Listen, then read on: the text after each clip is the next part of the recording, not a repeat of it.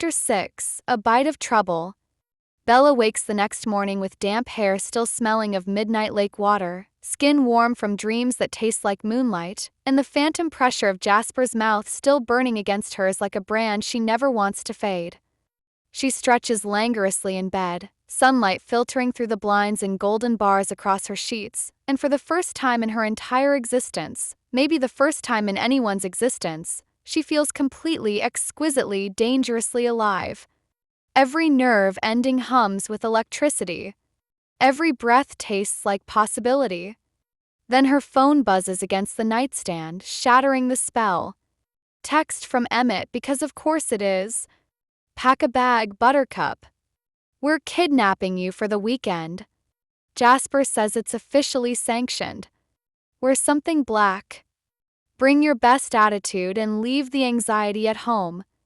Below it, a follow-up. P.S. Rosalie says if you bring those hideous flip-flops again, she's personally throwing them in the nearest body of water. This is not a threat. It's a promise. Bella laughs out loud in the quiet morning, the sound bright and startled. She texts back a thumbs-up emoji followed by a peach because Emmett will absolutely figure out what she means, and if he doesn't, that's his problem. By noon, she's in the back of the Jeep again, but this time Rosalie's behind the wheel, driving with the focused intensity of someone navigating Monaco's Grand Prix circuit instead of the winding back roads of the Olympic Peninsula. She's wearing designer sunglasses that probably cost more than Bella's entire wardrobe and has her golden hair pulled back in a sleek ponytail that somehow manages to look effortlessly perfect despite the wind. Jasper occupies the passenger seat like he owns it, long legs stretched out in casual elegance, one arm draped along the window frame. He hasn't looked directly at Bella since she climbed in, but she can feel the awareness crackling between them like live wire. Electric and dangerous and absolutely intoxicating. Emmett bounces beside her in the back seat, humming what might be a song or might just be the soundtrack to his own internal chaos, his elbow connecting with the door every time they hit a pothole or take a curve too fast. "You're gonna love this place," he declares with the enthusiasm of a golden retriever discovering tennis balls. "Jasper and I used to crash there whenever we needed to decompress." Decompress from what? Bella asks, though part of her isn't sure she wants the answer. Emmett's grin turns absolutely wicked. "You ever see our boy Jasper after a real fight? No? Well, let's just say this cabin has witnessed some interesting therapeutic sessions." Bella glances at Jasper's profile, noting the way his jaw ticks almost imperceptibly, the slight tension in his shoulders. He still doesn't turn around, but she catches his golden eyes in the side mirror, dark and complicated and entirely unreadable. "Ignore them both," Rosalie interjects with the long-suffering tone of someone who's heard this conversation too many times. "It's a perfectly lovely cabin, not some kind of vampire rage bunker." "Vampire rage bunker?" Bella repeats, eyebrows climbing toward her hairline. "Rosalie's being dramatic," Jasper finally speaks, voice carefully neutral. "It's just a place to get away from complications." The way he says the word makes Bella wonder exactly what kind of complications require an isolated cabin in the woods to resolve. Cabin turns out to be a 2-story masterpiece of rustic charm, all weathered cedar and stone, tucked into the forest beside a river that chatters and laughs its way over smooth rocks. There's a wraparound porch complete with hanging swing, a professional-grade grill that looks like it could cook for an army, and what appears to be the remains of a dartboard hanging somewhat sadly from an ancient oak tree. Inside, the space is an eclectic mix of comfortable chaos, mismatched quilts thrown over leather couches, bookshelves crammed with everything from classic literature to survival guides, and a massive stone fireplace that dominates one wall despite the fact that it's the height of summer. "Dibs on the loft," Bella calls, climbing the narrow stairs to a small bedroom tucked under the eaves. Through the window, she has a perfect view of the river and the forest beyond, all dappled green and gold, moss and filtered sunlight. It looks like something from a fairy tale, the kind where beautiful, dangerous things happen to unsuspecting girls who venture too far from home. As she's unpacking her small duffel bag, she hears voices drifting up from the porch below. Jasper's voice, low and tense. Don't say anything. Rosalie's response is characteristically blunt. I didn't. Yet. Bella freezes, every instinct telling her to move away from the window, but she can't seem to make her feet obey. Jasper continues, quieter now, like he's afraid of being overheard. She trusts me completely. That's new for me. And it terrifies you, Rosalie states rather than asks, her voice matter of fact.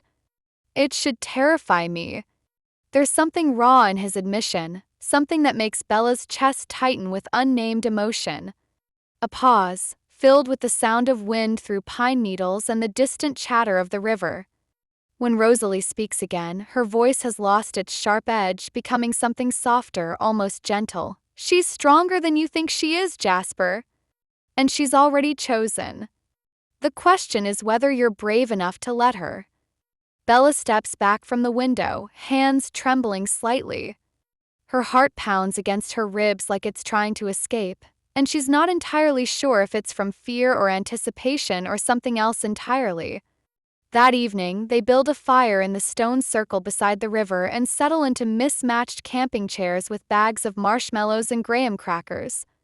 Emmett regales them with an increasingly elaborate story about the time he was allegedly mistaken for a particularly large bear by a group of tourists and subsequently chased through half of Olympic National Park by an overzealous park ranger with a tranquilizer gun. The best part, Emmett says, waving his marshmallow-laden stick for emphasis, was when I finally stopped running and turned around.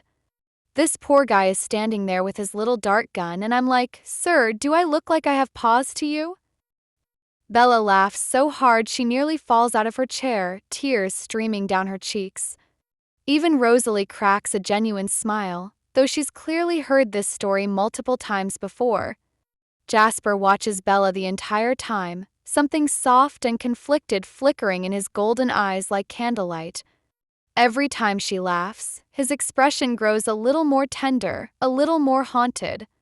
When the stars begin to emerge in the darkening sky, Emmett and Rosalie make their excuses and disappear back into the cabin with knowing looks and entirely too much smugness. This leaves Bella and Jasper alone on the porch swing, wrapped in a thick wool blanket that smells like cedar and wood smoke, the night alive with cricket songs and the gentle murmur of running water. Bella leans into Jasper's side, savoring the solid warmth of him, the way he seems to radiate heat despite his marble-cold skin. "You're quiet tonight. More than usual."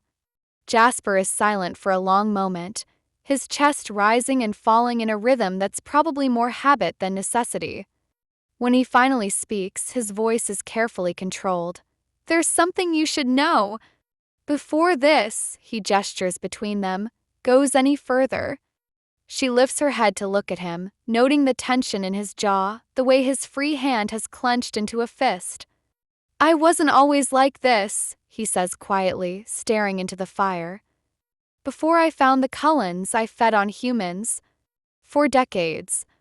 I told myself it was survival, but the truth is, I didn't care enough to try anything else."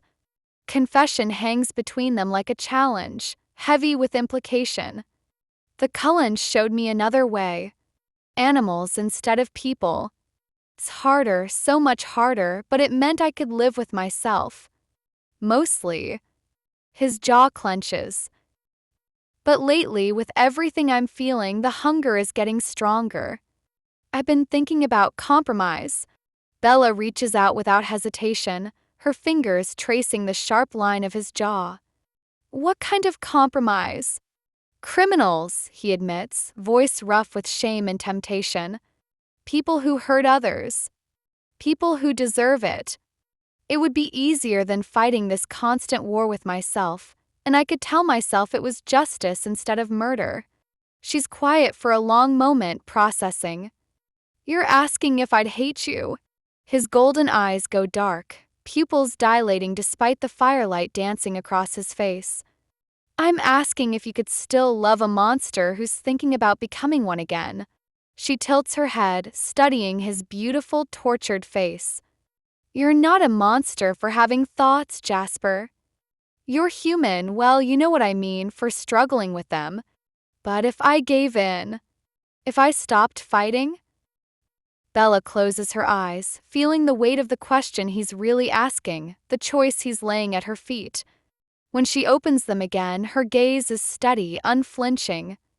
"I think," she says carefully, "that you've spent so long punishing yourself for who you used to be that you've forgotten who you are now. The man I know wouldn't hurt an innocent person. If you're talking about criminals, maybe that's not the monster talking. Maybe that's your sense of justice." Jasper inhales sharply, his hand coming up to cup her cheek with reverent gentleness. "You're not horrified." "I'm terrified," she admits. "But not of you. Of losing you to this guilt you carry." "Say yes to trusting me with the truth," she whispers, and she can hear her own desperate edge, her need to anchor him to something real. Bella doesn't hesitate, doesn't flinch, doesn't second-guess. "Yes." His lips find hers in a kiss that tastes like confession and absolution, hot and aching and edged with the kind of honesty that changes everything. When they finally break apart, both breathing hard, his forehead presses against hers. "What if I can't be the man you deserve?" he murmurs, voice barely audible above the night sounds around them. "Then be the man you are," she whispers back without hesitation. "All of him. Even the parts that scare you." The words hang in the air between them like a promise and a prayer, sealing something that can never be undone. In the distance, the river continues its ancient song, and the stars bear witness to a choice that will change everything. Chapter 7: The Edge of Control. The morning after the cabin kiss is quiet. Too quiet, like the world is holding its breath and waiting for something momentous to shatter the peace. Rosalie and Emmett are gone when Bella stumbles downstairs in an oversized t-shirt and bare feet, hair a mess of tangles that smell like wood smoke and promises. A note scribbled in Rosalie's precise handwriting sits propped against the coffee maker. "Gone hiking. Don't break the cabin or each other. P.S. There are fresh towels and actual food in the fridge that won't poison you. You're welcome. R. P.P.S. Emmett wanted me to add use protection, but I told him you're both adults. Mostly." Bella snorts despite herself, heat flooding her cheeks.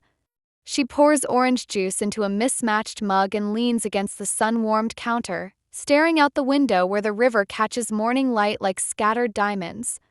Sunlight slices across the worn wooden floor in golden bars that look almost sacred. Through the glass, she can see Jasper sitting on the porch steps like a marble statue come to life.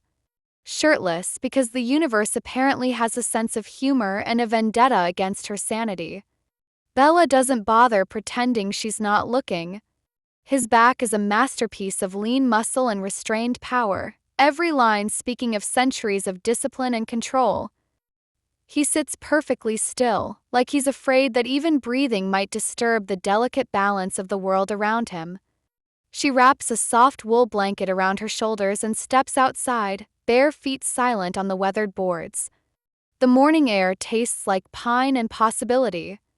"You don't sleep," she observes, settling beside him on the step. Close enough that their arms almost touch, creating a space between them that crackles with electricity. "Don't need to. So you just sit here? All night?" "Sometimes, I think." His voice is rough, like he hasn't used it in hours. Dangerous habit. Corner of his mouth lifts in something that might be a smile. "Especially for someone like me." She shifts closer, closing that last inch of distance so their shoulders brush. Contact sends lightning racing through her nervous system. "About last night?" She starts, then trails off, suddenly uncertain how to voice what's burning in her chest. He turns to look at her fully, and she's struck by how present he is, not evasive, not guilty, not trying to escape. Just here in this moment with her. "We don't have to talk about it," he says quietly. "Unless you want to." Bella shakes her head, dark hair catching the morning light. "I want to talk about everything. With you. I want to know what you're thinking, what you're feeling, what keeps you sitting out here instead of..." "Instead of what?" "Instead of being with me." The words hang between them, brave and vulnerable and completely honest. Jasper goes quiet, but it's not the silence of avoidance. It's the weighted pause of someone choosing his words carefully. "I've been in control for a very long time," he says finally, golden eyes fixed on the distant trees. "Disciplined. Careful. Cold when I have to be. It's how I've survived, how I've kept from becoming the monster I was made to be. But when I'm with you..." He pauses, jaw working. "I feel things I shouldn't allow myself to feel. I want things I have no right to want." Bella's heart pounds against her ribs. "Do you regret it? Last night?" "No," he says instantly, turning to face her with fierce certainty. "Never. But I'm terrified of what I might do if I stop being careful. If I let myself want you the way I actually want you." She reaches out, covering his marble-cold hand with her warm one. "Then don't be careful. Be real. Be honest. Be you." His jaw clenches, muscles shifting beneath pale skin. He lifts their joined hands with reverent slowness and brushes his lips across her knuckles, a gesture so gentle it makes her breath catch. "You have no idea what you're asking for," he whispers against her skin. "Then show me." The river water is shockingly cold but welcome against her skin. Bella stands knee-deep in the current, jeans rolled up to her thighs, throwing smooth pebbles just to hear them splash and watch the ripples spread outward like liquid silver. Jasper stands nearby, skimming rocks across the surface with supernatural precision. Each stone skips more times than should be physically possible, defying gravity through sheer vampiric perfection. "Show off," she teases, watching his latest rock skip 12 times before finally sinking. "Decades of practice," he replies, but there's warmth in his voice, a lightness that wasn't there this morning. "I'm not scared of you," she says suddenly, the words tumbling out before she can stop them. He goes perfectly still, his next rock forgotten in his palm. "You should be." "But I'm not," she insists, turning to face him fully. Water swirls around her legs, cold and alive. "You think you're this massive danger, this barely contained monster, but you've been nothing but gentle with me. Patient. Kind." He finally meets her eyes, and there's something fierce and desperate burning behind the gold. "Because I'm holding myself back every single second I'm near you. Every breath, every heartbeat, every moment is a choice not to take what I want. You think I don't want more? I do. Every moment we're together is a war just to stay still, just to keep my hands to myself." Bella takes a step closer, water lapping around her shins. Then stops staying still. The silence that follows is electric, charged with possibility and danger in equal measure. A heartbeat. Then two. Then Jasper is in front of her before she can blink, moving with inhuman speed, hands spanning her waist, eyes burning with barely contained hunger. "You're sure?" His voice is rough, desperate. "Yes." His lips crash into hers, no restraint, no careful control, just pure fire and want and months of buried desire finally breaking free. She clutches at his shoulders, and he lifts her effortlessly, carrying her to the grassy riverbank in a blur of motion and tangled limbs. They fall into the soft grass together, breathless and desperate, his body covering hers like he's trying to shield her from the world. His mouth trails hot kisses down her throat, and she arcs beneath him, fingers tangling in his hair. Then he pauses. She can feel it, that trembling edge where his control frays, where the vampire in him rises to the surface. His breath shakes against her neck, and she knows somehow that his fangs are just beneath the surface, that he's fighting every instinct he has. "Say stop," he whispers, voice raw with self-control stretched to its breaking point. "Don't you dare," she breathes, tilting her head to give him better access. When his teeth graze her skin, just the edge, just a whisper of what he could do, she doesn't flinch. Doesn't pull away. just closes her eyes and lets herself feel the exquisite danger of loving something wild and beautiful and deadly. He pulls away a second later, trembling like he's been struck by lightning, eyes wide with horror at his own loss of control. Bella reaches up, cupping his face with gentle hands. "I'm still here," she says softly. "I'm still whole. I'm still choosing you." He presses his forehead to hers, breathing hard despite not needing air. "I've never wanted anything like I want you. That terrifies me more than bloodlust ever has." She kisses him again, soft and sure and absolutely fearless. "Good. Maybe we both needed something worth being scared of." The river continues its ancient song beside them, bearing witness to a love that defies every law of nature and reason. And for the first time in decades, Jasper Whitlock stops fighting what he wants and lets himself fall completely, irrevocably, dangerously in love. Some edges are worth crossing. Some control is worth losing. And some people are worth risking everything for. Chapter 8: The Pull Away. Bella doesn't see Jasper the next day. She wakes to an empty cabin, not literally empty, but missing the one presence that makes her feel like the world has shifted into perfect alignment.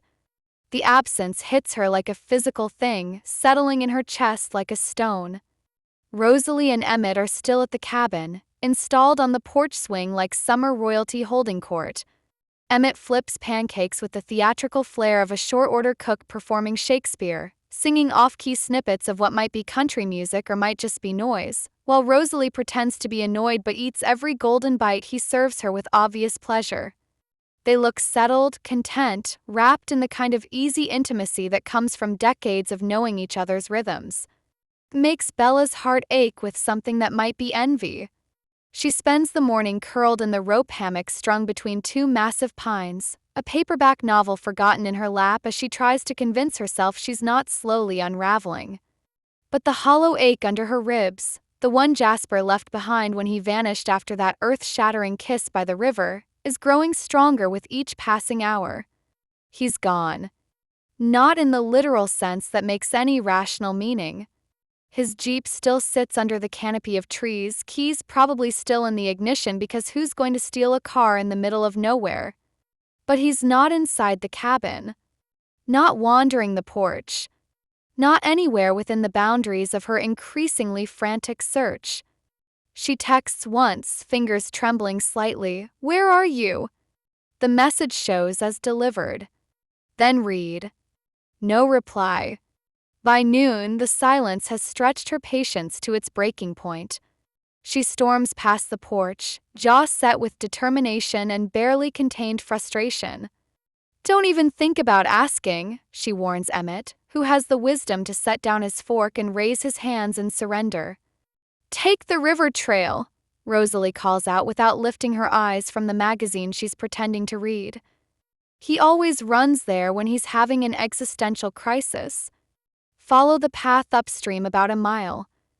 Bella doesn't say thank you, but she walks.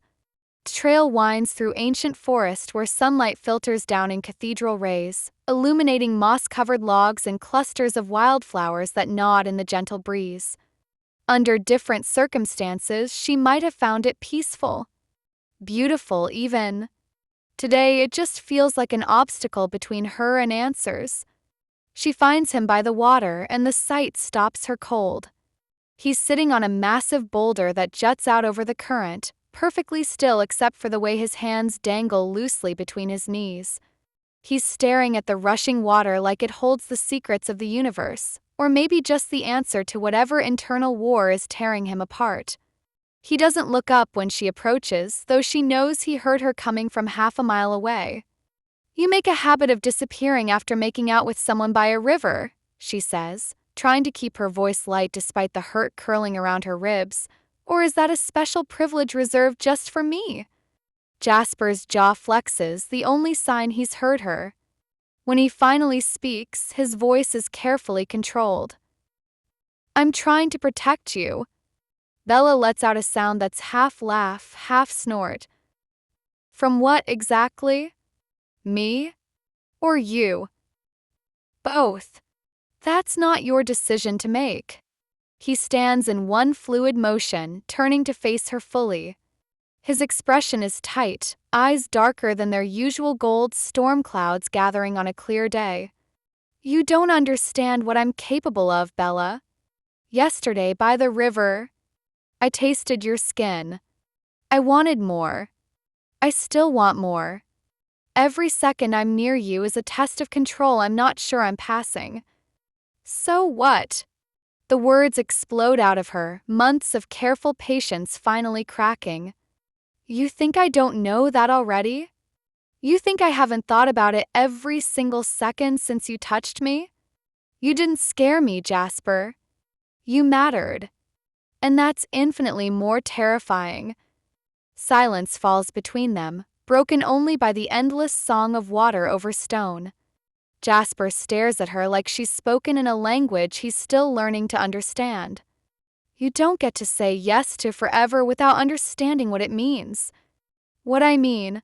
She takes a step closer, close enough to see the gold flecks in his darkened eyes, the way his hands have clenched into fists at his sides. Then show me. Stop running away every time things get difficult. Stop treating me like I'm made of spun glass when you know damn well I'm not. I don't want to destroy you, he says, voice rough and raw. Then love me instead. The words hit the air like lightning, illuminating everything between them in stark, brilliant clarity. Something in Jasper's expression shifts, like the careful walls he's built around himself finally crack under the pressure of what he's been holding back. Like the storm inside him breaks free of whatever restraints he's been using to contain it. He crosses the distance between them in less than a heartbeat, moving with that inhuman speed that should terrify her but only makes her pulse race with anticipation. His hands frame her face with desperate gentleness, and his mouth finds hers with the kind of fierce certainty that rewrites the rules of physics. This kiss isn't careful, isn't measured or controlled or safe. It's desperate and hungry and edged with the sharp taste of fear. Fear of losing her, fear of hurting her, fear of the intensity of what's building between them like a wildfire that can't be contained. She tastes apology and desire and the salt of tears she didn't know he could cry. When he finally pulls back, both of them breathing hard, his forehead presses against hers like he's anchoring himself to her presence. I'm falling apart, he admits, voice broken and beautiful. I've spent decades learning control, learning discipline, learning how to be safe. But with you, I don't know how to be anything but completely, terrifyingly in love. She grips the front of his shirt, holding on like he might disappear again if she lets go. Then let me help you hold it together. Let me be part of the solution instead of the problem. They don't speak on the walk back to the cabin. But Jasper holds her hand, fingers intertwined, palms pressed together, his thumb tracing small circles over her knuckles like he's memorizing the shape of her. And that silent gesture says more than any vow, any promise, any declaration ever could. It says, I choose you. I choose this. I choose us. It says, I'm done running. And as they emerge from the forest into the golden afternoon light, Bella feels something settle into place inside her chest, something that feels suspiciously like forever. Chapter 9, The Choice.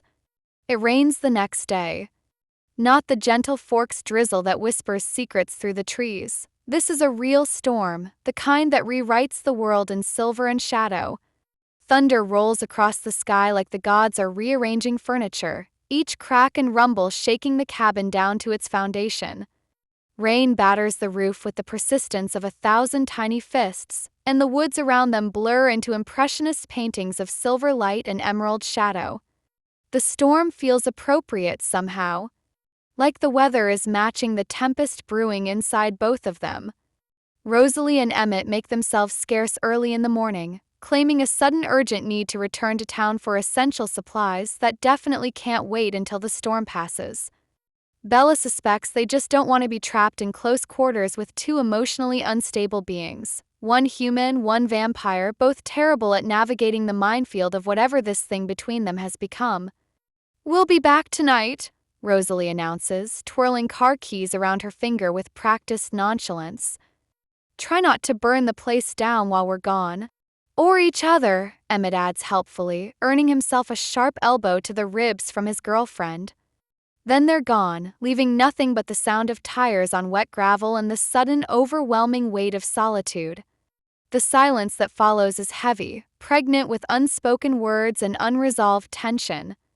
Bella finds Jasper in the loft an hour later, sitting cross-legged on the worn wooden floor near the rain-streaked window. He's perfectly still, watching water roll down the glass in crystalline rivers, each droplet catching what little light filters through the storm clouds. He looks like a statue carved from marble and melancholy, beautiful and unreachable. She crawls across the floor without a word, settling beside him in the pool of gray light. Her head finds its natural resting place against his shoulder, and for once, he doesn't flinch or pull away or retreat behind those carefully constructed walls. He just lets her be there. Minutes pass. Maybe hours. Time moves differently in storms, especially when you're sitting next to someone who exists outside its normal boundaries anyway. The rain continues its relentless percussion against the roof, filling the silence between them with white noise that somehow makes everything feel both more intimate and more vast. I don't know how to do this, he says finally, voice barely audible above the storm. Bella doesn't lift her head, doesn't move except to breathe. Neither do I. You deserve someone who can give you a normal life.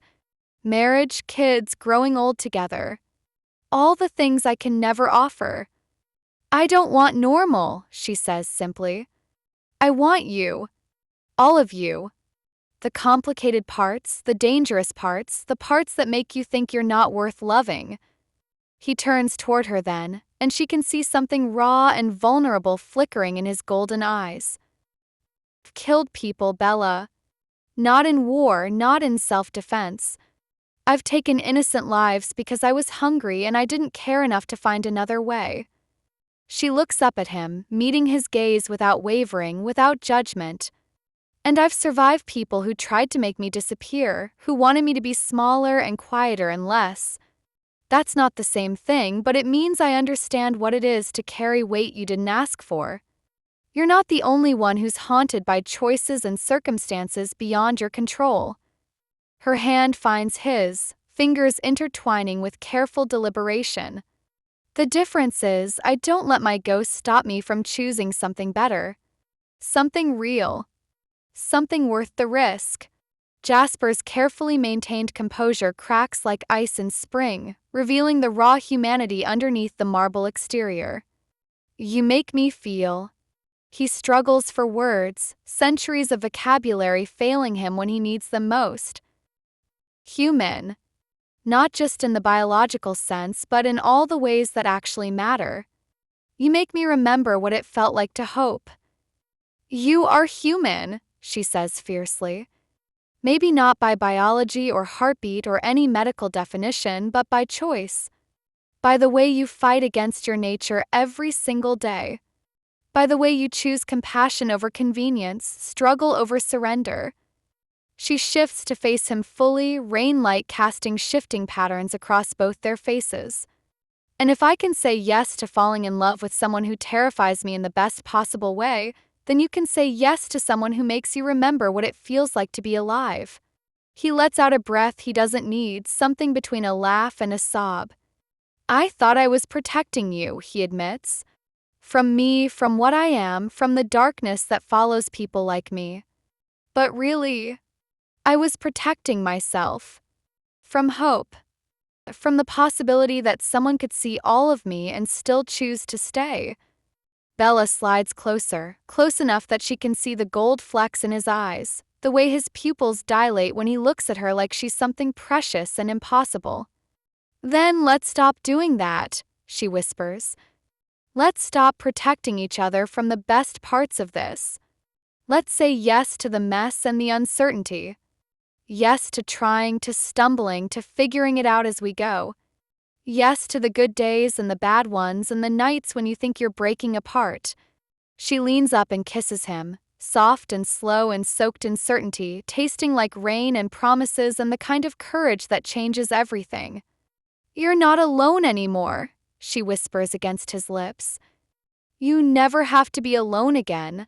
Jasper closes his eyes, and when he opens them, they're bright with unshed tears and something that looks suspiciously like joy.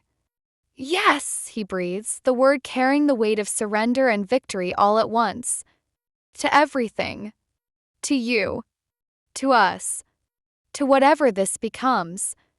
That night, when the storm finally softens to the familiar Forks drizzle, they lie tangled together on the worn leather couch by the dying fire. Wrapped in quilts that smell like cedar and thyme, they exist in the kind of silence that's full rather than empty, comfortable and complete and somehow sacred. Bella rests her cheek against his chest, listening to the place where a heartbeat should be but isn't, and somehow still feeling the rhythm of something vital and alive beneath her ear. Maybe it's just wishful thinking, or maybe love creates its own kind of pulse. Outside, the rain continues its gentle benediction against the windows, washing the world clean and making everything feel like a fresh start. She's never been more certain of anything in her life.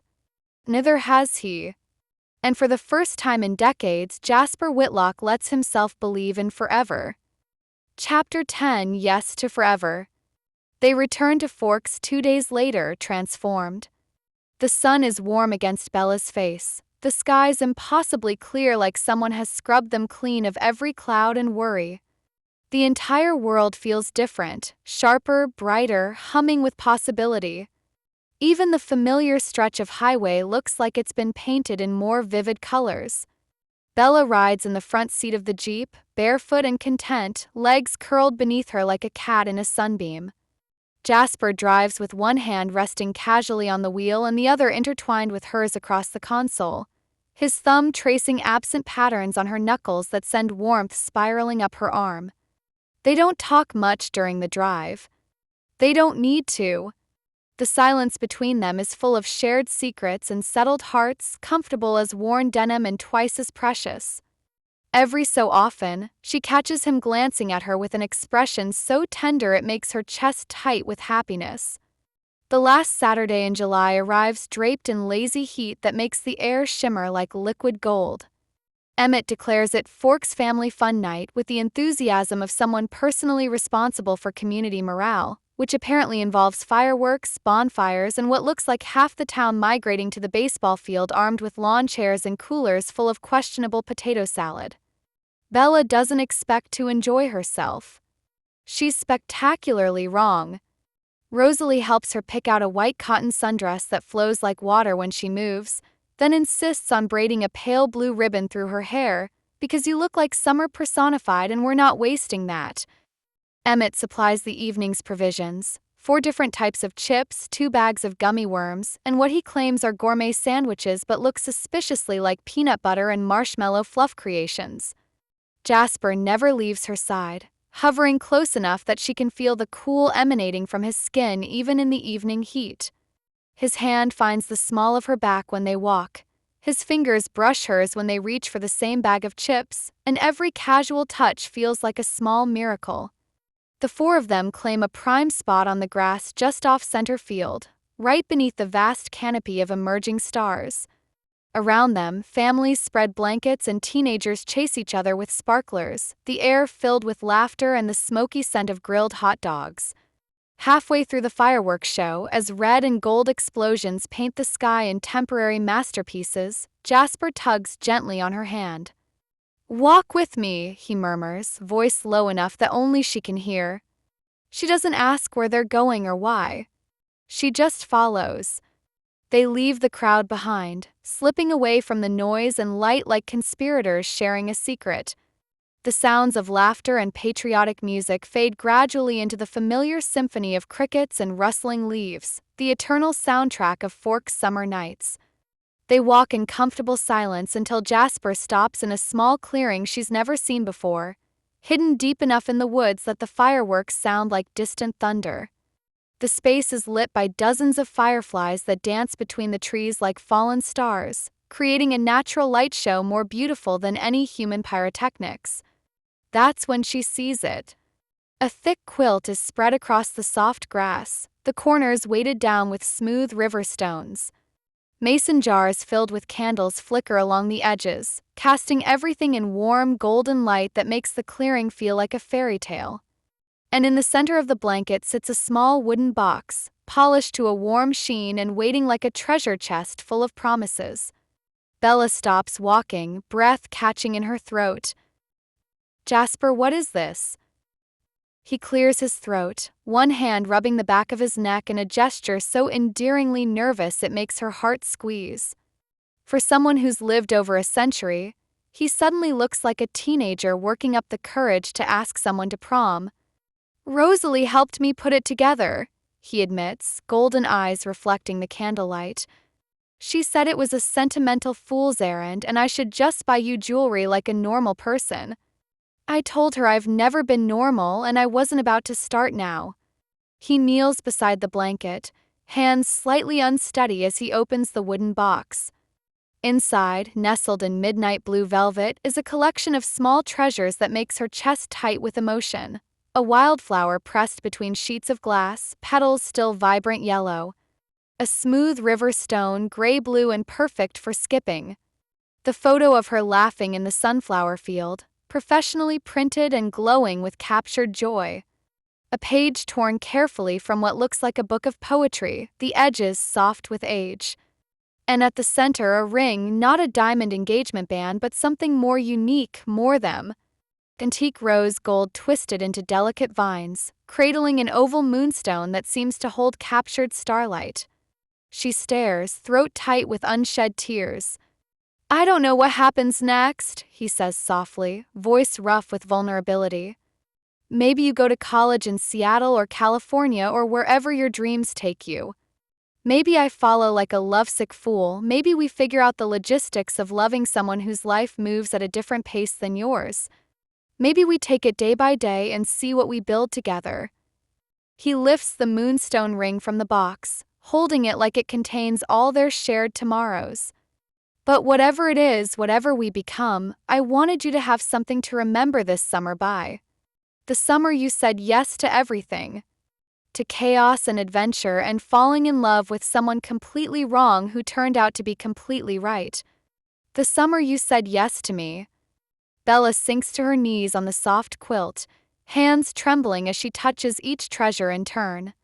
The stones smooth and cool under her fingers, the photo that captures a moment of pure happiness, the pressed flower that somehow still smells like sunshine. "The ring isn't a proposal," he continues quickly, misreading her silence. "It's a promise. That whatever comes next, you'll always have this. Us. This moment when everything felt possible." She looks up at him, eyes bright with tears that catch the candlelight like prisms. Then she kisses him. And it's not the desperate, hungry kisses they've shared by rivers and in storm-darkened cabins. This is something different, something you save for the moments when words aren't big enough to hold what you're feeling. Tastes like forever and feels like coming home. When they finally break apart, both breathing hard, she whispers against his lips, "I'm saying yes to forever, Jasper Whitlock. Not just to this summer, not just to right now, but to whatever comes after. College, cross-country moves, figuring out how to love someone who doesn't age while I do, all of it." His smile could rearrange constellations, could make the moon jealous with its brilliance. "Then you don't even have to ask the question," he murmurs, slipping the moonstone ring onto her right hand where it fits like it was always meant to be there. "The answer will always be yes." Later, when the last firework lights the sky in a spectacular bloom of silver and gold that seems designed specifically for this moment, Bella and Jasper lie tangled together on the quilt beneath the vast canopy of stars. His arm is wrapped around her, solid and sure. Her head rests on his chest where she can't hear a heartbeat but can feel something just as vital, the steady rhythm of his breathing, the cool comfort of his presence, the way he holds her like she's something precious that might disappear if he's not careful. Around them, the world settles into peaceful stillness. The fireflies continue their ancient dance, the candles flicker in their mason jar homes, and somewhere in the distance, the sounds of the town celebration fade into contented quiet. And the stars, endless and old and eternal, bearing witness to countless love stories across the centuries, seem to shine a little brighter in approval. Yes, they whisper in the language of light and time. To everything. To forever. To love that defies logic and chooses hope anyway. As Bella drifts towards sleep in the arms of her impossible, beautiful, dangerous man, she thinks about all the ways she could have said no this summer. No to adventure, no to risk, no to the terrifying joy of falling completely and irrevocably in love. Instead, she chose yes. And yes chose her right back. And that's the end of this story. Thank you so much for listening. If you enjoyed it, I'd love for you to subscribe to the channel, give this video a like, and share it with a friend who loves stories too. Your support helps me keep creating and sharing more tales with you. I'll be back soon with more adventures, so watch for the next story. Until then, take care and happy listening.